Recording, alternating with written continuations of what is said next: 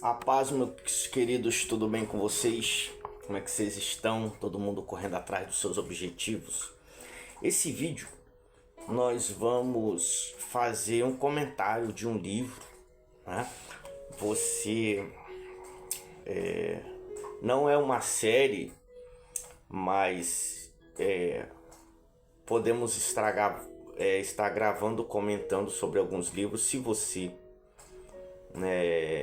tem lido ultimamente aí algum livro bom e queira indicar, a gente pode estar lendo e comentando aqui também. E você pode deixar um comentário também sobre este livro que eu vou apresentar, caso você tenha lido, não tenha lido ou queira ler, né? Vamos lá, aqui ó. O que move as paixões, por Clóvis de Barros Filho e Luiz Felipe Pondé. Então vamos lá. Eu creio que nem precisa de apresentações sobre quem é, né, o professor Clóvis de Barros Filho, né, filósofo e professor, né, catedrático de ética da USP, já aposentado, e o cientista político, filósofo e afins, Luiz Felipe Pondé. Eles dispensam apresentações, assim como Leandro Carnal, Mário Sérgio Cortella, Viviane Mosé, o nosso quinteto fantástico vivo do século XXI, né? Então estamos diante de uma lenda viva, né? Clóvis de Barros Filho, o maior filósofo, explicador vivo de nossa era. Acontece que as pessoas costumam valorizar o potencial de alguns depois de sua morte, não é verdade? Então vamos estar comentando um pouco sobre o conteúdo desse livro, né? Um maravilhoso spoiler. É claro, eu não vou falar, só alguns pontos interessantes para a nossa reflexão. Vamos lá, o tema do livro muito interessante, né? Bem sugestivo, né? O que move as paixões. No caso, os afetos que nos afetam. Então vamos aqui na página, a fala do Clóvis. Isso é praticamente um diálogo entre o Clóvis e o Pondé, que virou o livro, né? Página 11. Mesmo que alguém escolha uma única banana e resolva arbitrariamente atribuí-la àquela palavra para defini-la, terá um problema, pois a fruta vai apodrecer. E continuaremos com a mesma palavra para representar algo que não para de se deteriorar. Então, o que o nosso querido Clóvis está querendo dizer nesta passagem é sobre a definição da palavra amor no sentido que tange a sua deterioração à mercê do pensamento de cada um. Vou dar um exemplo, né, explicando o explicador, quando ele diz em suas palestras o amor de Platão, Aristóteles, Spinoza e Cristo, né?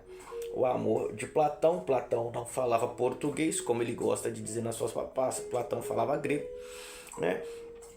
E a palavra definida para o amor no diálogo de Platão é eros, né? Eros é amor. E o que é eros? É desejo. Então, amar é desejar. Ponto. Desejo pelo quê? Aí vem pela falta. Então, amar é desejar o que falta. Amor na ausência, né? Então, o que você quer dizer no pensamento de Platão quando você diz que ama? Ou seja, aquilo que você não tem, né? Aí ele dá vários exemplos. Você está na vitrine, você vê algo e você ama aquele algo. Por quê? Porque você não tem. E quando você passa a ter, então você não ama mais, né? O amor acabou, porque o amor está na falta, o amor está no desejo, o que não está longe de muita realidade, né? Quando se ama o que não tem e quando as pessoas passam a ter o objeto desejado do amor, né? É aí aonde vem toda aquela história que a falta se fez presença, então o amor acabou. E aí quando ele vai falar do amor de Aristóteles, o Spinoza, já seria o amor, alegria, o amor na presença, ou seja, amar aquilo que você tem, ame o que você tem, deseje o que já é seu, né? Valorize o que está com você, né? Ou seja, alguns exemplos, né? O filho de fulano parece tão maravilhoso. Então, aprenda a amar o seu, o que é seu, né? A esposa de fulana parece melhor do que... Não, você tem que aprender a ser feliz com aquilo que é teu, valorizar aquilo que está com você, aprender a amar o que você já tem. Então, esse amor filia, né, alegria pela presença, é um salto sofisticado do amor. E aí depois vem Cristo, né? Amor ágape, amor por qualquer um, né? Amor pelo outro. O objeto amado é sempre o outro. Eu já dei até um exemplo, né? Há muitos anos atrás, aqui na ponte, teve um engraxate e um homem passou pela ponte e jogou uma criança. E aí esse engraxate não pensou duas vezes e ele pulou, sem pensar, e salvou aquela criança. Quando levaram na televisão, perguntaram: rapaz, o que te deu, o que te levou a fazer aquilo? Ele: não, eu não pensei, simplesmente me joguei para salvar, né? Então, por qualquer um, né? Amor pelo outro, arriscou a vida por um desconhecido. O Clóvis costuma dar o exemplo que aconteceu numa boate Kids, aonde pegou fogo, e pessoas, depois que já tinham se salvado, entrou novamente naquele fogo, naquela situação, para salvar qualquer um. E pode ter acontecido até das pessoas que saíram vivas e voltaram para tentar salvar alguém, acabaram até mesmo indo a falecer. Então, quando o Clóvis vai dizer sobre isso, a ideia de amor, ele coloca como se fosse um currículo, né? Mais ou menos assim. Quando você, vou dar outro exemplo, quando você, um exemplo, a mulher ama um rapaz, aí ela vai idealizar um currículo. Ou seja, ninguém coloca no seu currículo: eu quero um mau caráter, eu quero isso. Então põe no currículo assim: de boa aparência, bem financeiramente, bem resolvido, bem isso, bem aquilo, educado, abre a porta do carro, pá. Então na verdade você tem uma ideia de um currículo. Aí quando aquela pessoa começa a fazer tudo que estava naquele currículo, aí você solta a palavra: eu te amo. Então, mas na verdade o seu amor está atrelado a um currículo que você formou na sua mente. Logo, com o passar do tempo, quando aquele currículo for quebrado, já não abre mais a porta do carro, já não é mais tão educado. Então, quando o currículo pelo qual você disse aquela palavra é quebrado, aí você vai dizer: eu não sei se eu te amo mais. Você mudou, você não é mais aquela mesma pessoa. Então ele vai falar, tá vendo? Que é o caso do exemplo da banana.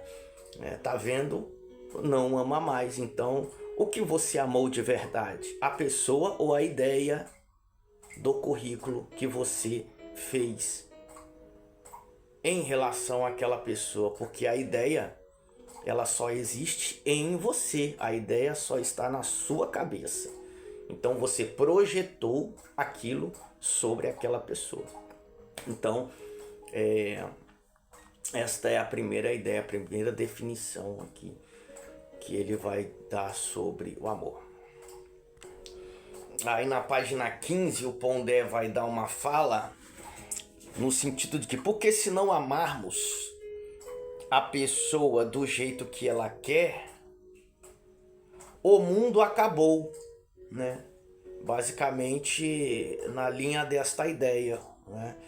Então, se não amarmos a pessoa da forma com que ela projeta que nós deveríamos amá-la, então o mundo acabou, o amor acabou, entendeu? Mais uma vez, porque aquela ideia só existe na cabeça de outro, no pensamento de outro. Talvez você já viveu algumas experiências, você queira escrever aí, pode deixar aí nos comentários, né? Quando você deixou de ser o ideal projetado na cabeça de alguém, e aí toda aquela fantasia curricular foi se desmembrando por água abaixo.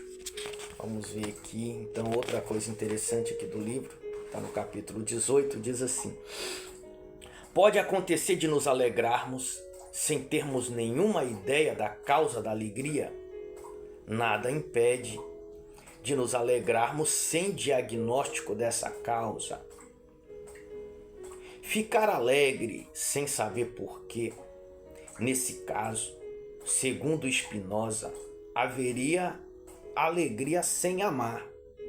A definição de Spinoza é muito interessante, porque para ele, se o amor é sempre alegria, muito do que chamamos de amor está excluído deste cenário. Eu me lembro, sinceramente, em meus amores, de ter muito mais sofrido do que outra coisa. Aí o Pondé fala: acho que Spinoza nunca amou ninguém. Então, para entender essa parte, ele vai contar uma história, né? Que acontece com uma jovem que sai de São Paulo e vai para a Ponta del Este. Né? A conclusão, quando ela vai para lá, encontra com um rapaz, se alegra naquele lugar e fica com aquele rapaz. Então, quando ela volta para São Paulo, ela pensa: eu estou amando fulano, que eu fui em Ponta del Este, encontrei uma pessoa, me relacionei com aquela pessoa e voltei apaixonada. Ela pensa, né, dando o nome desse rapaz de Guilherme ou Geraldo, o nome não importa. Sendo assim, resolve convidá-lo, né? Pensando ela a razão da sua alegria, né? A pessoa do amado, a personificação da pessoa de quem ama. Então ela o convida, o rapaz pega o avião, vem para o aeroporto de Cumbica e lá na Marginal percebe que houve um erro. Ou seja, no momento que o rapaz está viajando para vir para São Paulo, ela disse: eu acho que eu cometi um erro de diagnóstico. E quer dizer, ela teve uma alegria lá, houve todo um cenário montado para aquela situação, né? O local, o novo, o evento que estava acontecendo. Então, na verdade, aquele rapaz, ele não era a alegria, ele era a consequência de todo um cenário alegrador, né? Então ela pensa, olha, quando ele está no caminho de encontrar, ela pensa: quando eu estava de férias comemorando o Réveillon, um pouco sem dinheiro, e ela pensa, eu estava equivocadamente atribuiu a sua alegria àquele personagem. Quando tudo sumiu, veio só o rapaz. Ela percebeu que houve um equívoco. Aquele jovem não era a causa da sua alegria, porque ele a entristeceu já na Avenida Ayrton Senna. Ou seja, quando ela foi para lá, se alegrou, todo aquele cenário, quando ele vem completamente sozinho, desprovido de toda aquela situação que causou nela aquela alegria, e na trajetória de vir ele já a aborrece no meio do caminho, fazendo desaparecer tudo aquilo ali. Veja então que curioso, na definição de Spinoza é possível viver um afeto e nesse mesmo afeto ter se equivocado. Então, quantas pessoas, talvez o chamado, amor de carnaval, que acaba no carnaval, amor de festa, amor de réveillon, onde você tá eufórico, vive aquele momento com aquela pessoa e aí você pensa que você encontrou o motivo da sua alegria e etc, e chama aquilo de amor, só que não bastou dias depois para você perceber que aquela alegria não tinha nada a ver com a definição de que você amava fulano. Então, estar alegre, que é a definição de amor para Aristóteles e Spinoza, amor, alegria, amor na presença, na verdade, aquele amor que ela pensava desapareceu assim que ela voltou para a sua cidade. Essa frase agora é do Pondé, eu gostei muito quando ele diz: quando digo que os antigos pelo menos tinham mais reverência pelos afetos, é no sentido de que eles sabiam que estavam lidando com algo com que não se brinca.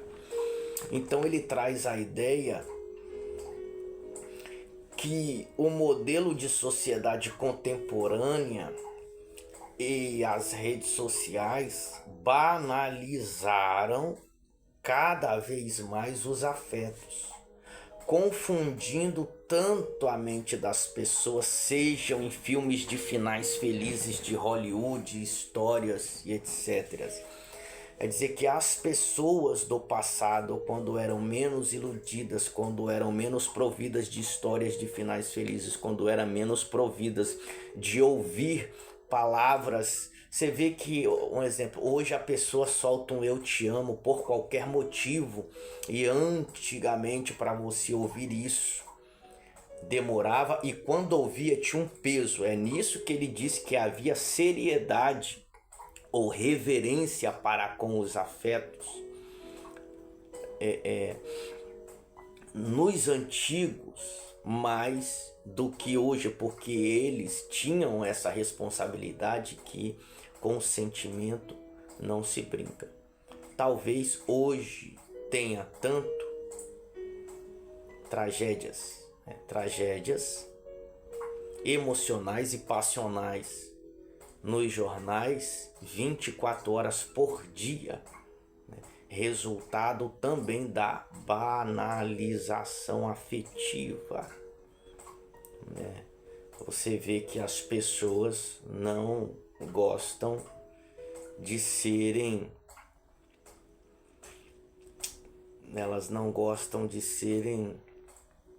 quando diz antigos, reverência pelos afetos, elas não gostam de que tratem os seus afetos de forma banal e irreverente. Tem muita coisa aqui que eu gostaria de ler para vocês. O amor no pensamento de Immanuel Kant, Se não ama, faça como se amasse, que é a moral do comportamento de quem ama, Mas eu vou deixar para você, eu vou deixar para depois. Eu quero finalizar, com uma fala do Clóvis, na página 91, que diz: no fim, somos obrigados a aceitar que não é bem o outro que amamos, mas algo que dominamos sobre ele. Ou, se alguém preferir, amamos a representação, a ideia de que temos do outro. Porque ela é mais amável, mais confiável. Eu lembrei aqui. Ai. Eu lembrei do meme, né? Que não é meme, mas virou meme. Se vocês verem, né? A Jojo Todinho, quando tem um vídeo dela dizendo: ele é o meu amor. Aí logo em seguida vem descarado, mau caráter. Né? Ou seja, eles pegaram o que ela disse antes e pegaram o que ela disse após o fim do relacionamento. Ela disse: eu estava enganada, eu estava louca. Aí pegam antes, o amor da minha vida. Aí pegam depois, ela falando horrores sobre a pessoa. Isso é 100% Clóvis, isso é 100% clássico. Okay? Porque o que a gente pensa é mais amável, é mais confiável. Nesse sentido, não amamos o outro, amamos aquilo que achamos que ele seja, que foi o amor que ambos, né, emanava ali no outro. A maior prova disso, eu devia colocar aqui, Jojo Todinho, né? A maior prova disso é que se o outro se manifestar de uma maneira herética, ou seja, ao contrário àquilo que eu pensava dele, digamos, desalinhada com o que pensamos dele, não vamos incorporar essa nova informação e dizer, por exemplo, eu te amo porque você é mulherengo. Então ninguém vai pegar o contrário do que você pensava e dizer, não, então eu te amo desse jeito. Vamos lutar para conservar o objeto do nosso amor, que é a ideia de que temos dele. Talvez tenha até uma frase, tenha até um texto que o Rubem Alves diz: se você amou muito o lugar, não cometa o erro de voltar lá, porque aquele lugar não está mais do jeito que você viu. Então fique com a ideia que você tinha daquele lugar, não volte mais lá, porque se você voltar, você pode acabar estragando a ideia de bom que você tinha daquele lugar. E lhe apontamos o dedo ao que ele poderá nos advertir: se você me ama, tem que me amar como eu sou. E eu não sou como você pensa. Então é muito legal. O que move as paixões, Clóvis de Barros Filhos e Luiz Felipe Pondé. Se você leu, se você não leu, se você vai adquirir para ler, aproveite, volte no vídeo e diga algo sobre o que você concordou, não concordou, achou, gostou deste livro. E tem também, claro, você pode achar, eles sempre quando eles vão lançar esses livros, eles têm aquela comitiva, né? Aquela reunião aonde eles palestram sobre o livro.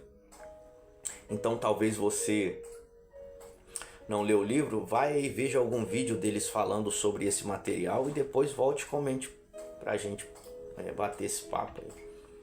Deus, agora é 7h20, estamos finalizando esse vídeo. Deus abençoe a tua vida.